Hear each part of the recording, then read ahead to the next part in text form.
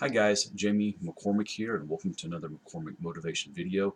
And today I was just kind of wanting to give a little background of what I do, why I do what I do, why I enjoy it so much. I've been working in a psychiatric hospital for about 7 years, and I've talked to many people who are just broken, downtrodden, just really see no hope. And over the years of hearing their stories, I've learned to like, not really motivation, I guess, but get people to see a different perspective. So I want to go back a few years in my own life and let you know how I ended up here. I'm going to go back to 1987. I was 17 years old, and at that time I was a national show dog champion. I raised Australian Shepherds, and I was the best in the nation. No one was better than me. So a few years forward, 1995, I was 25 years old, and my martial arts instructor asked me to go try out for the 1996 Summer Olympics because I was that good. And I was just riding the wave, top of the world. So a few years after that, 2001, my girlfriend that I was dating at the time called me and said, "Hey, I'm pregnant and I'm leaving you for your best friend." And that was like getting hit with a bunch of bricks and good news, bad news type of thing.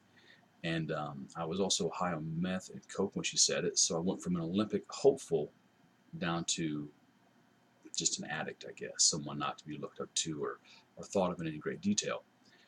But that really opened my eyes to a whole lot of truths in my life. I went in my bathroom, put my hands on my sink, and I looked in my mirror and talked to myself for about 30 minutes. And I said things that I wish someone else would have said to me, but no one else was around.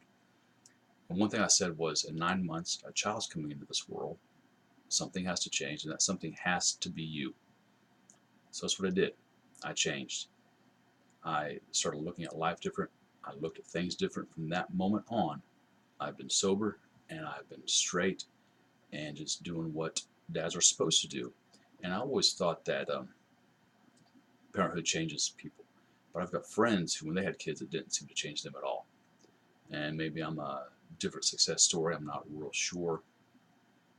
But anyways, I realized I had to change. And I realized that change had to be me because no one else could do it. My daughter needed a mom, needed a dad, and I was going to be there. And my dad wasn't in my life a whole lot. I mean, we left when I was 2, and saw him very few times throughout the years. And then I found out a few years ago that he was, had passed away, but he had been dead for 6 years. Now, how do you not know your dad's dead for 6 years? So we didn't exactly have good relations. They weren't exactly bad. I have stuff I'd like to have said to him, but I'm not mad at him for anything. Don't hold any grudges. Don't have nothing to, oh, it's your fault I'm this way and it's your fault I'm that way. And we are real bad about that as people. We blame society. We'll say, hey, I was drunk. We'll say my ex did it. We'll say the devil made me do it. We'll blame God. We'll do everything except look in the mirror and say, that might be the problem. Well, that particular night, I was looking in my mirror and I realized that was a problem. Now, there's a guy named Charles Spielberger. He was a family psychologist and he studied the effects of anger on the human body, what it did spiritually, emotionally, physically, mentally.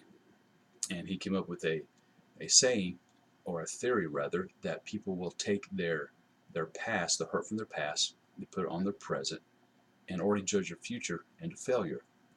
And I like to use this example. You have a guy, he's been hurt in past relationships, and you have a girl, she's been hurt in past relationships, and they meet and they like each other, but instead of doing this, they do this because they've already been hurt and they've already judged it into failure. We do that all the time.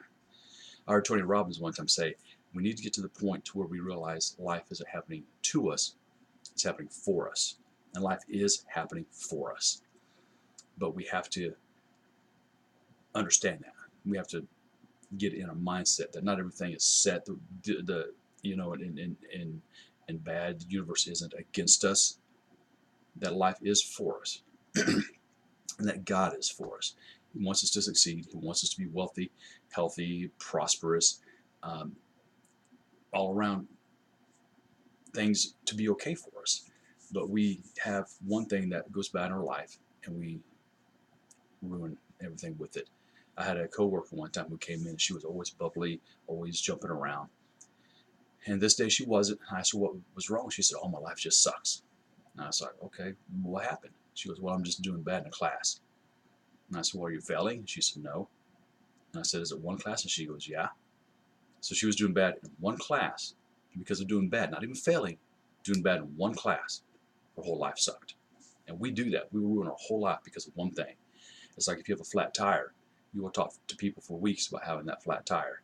But how many times do you say, yeah, but I got a new tire out of the deal? We focus on the bad all the time. So I changed my life. I started doing things different and learning and adapting. Everything that I heard from successful people, I put up on myself. And that's what we need to do, is learn from others who have been where we are at, because there's nothing you're going through that someone else hasn't already gone through. And they have wisdom, they have experience. Listen to them. We tend to be full of ourselves and think no one can teach us, no one has been there, nobody understands. And my martial arts instructor used the story of the full cup. He said if you have a full cup of tea and you want more, you have to pour some out before you can get some more. And if we're too full of ourselves, we can't learn because we think we know it all. And if you're ever in a point in your life where you think you know it all, well, you're right. And you can't learn anything else. And from the day that I quit doing drugs, I've had the same goal every day. And that is to be better today than I was yesterday. And I think we all need to have a goal in our life. For if we don't, then we can't focus on something. And if you can't focus on one thing, you're focusing on everything, and you can't focus on the one thing to push you forward in the direction in your life that you want to go. So the reason I didn't go to martial arts or to try for the Olympics, is I had just started doing drugs, but that wasn't the reason. The reason I didn't go is because when they mentioned the Olympics, I was like, man, that's a world stage. These guys are good, and what if I would have come in 10th? Well, if I had have, there would have only been 9 people better than me. 9. So I was looking at it wrong. Because what if I'd have won? Now I'll never know.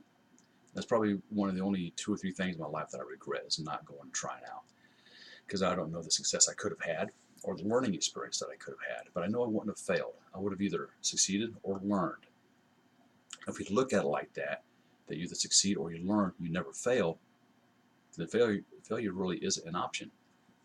And I look at it like if you're standing on the ground and you're looking up in a tree, and there's a fruit way at the top of the tree. Well, you don't know if it's good or bad until you go get it. And once you take a step, good or bad, you know you can go that way or you can't go that way. Even Thomas Edison said, I've never failed. I just found 1,000 ways that don't work. So he learned from all of his things that we deem failures, and he created the light bulb.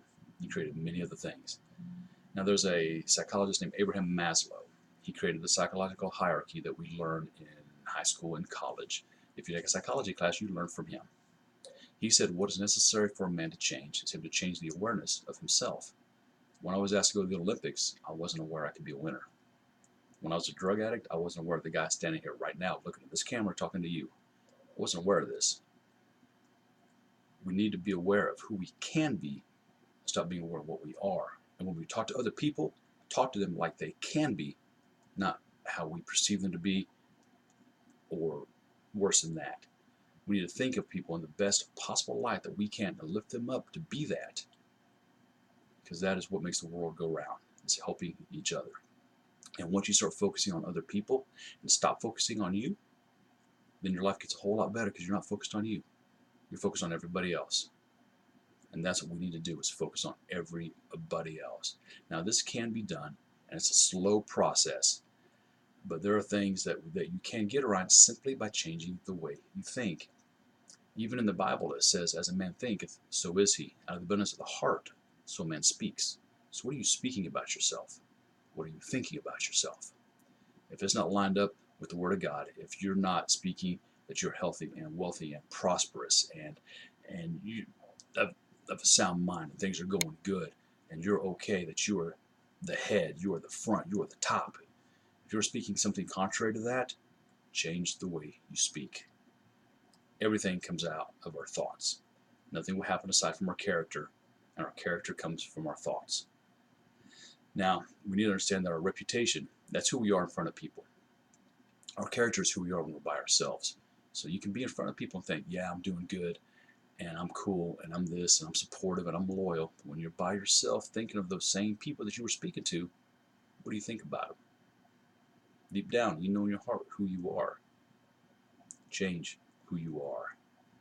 And it can be done.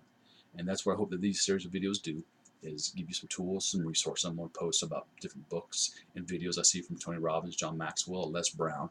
Post different things to help you, because I don't think any one person has the answer, but the more people you listen to, you pull in resources, parts of what they have said, and there you have your solution. Now, everyone's success from alcoholism or depression or whatever is sort of a different story, but there are basic things that are consistent throughout. One is recognizing you have a problem. Two is accepting help. Three, stepping out and doing it. And there are a couple others that we're going to touch on.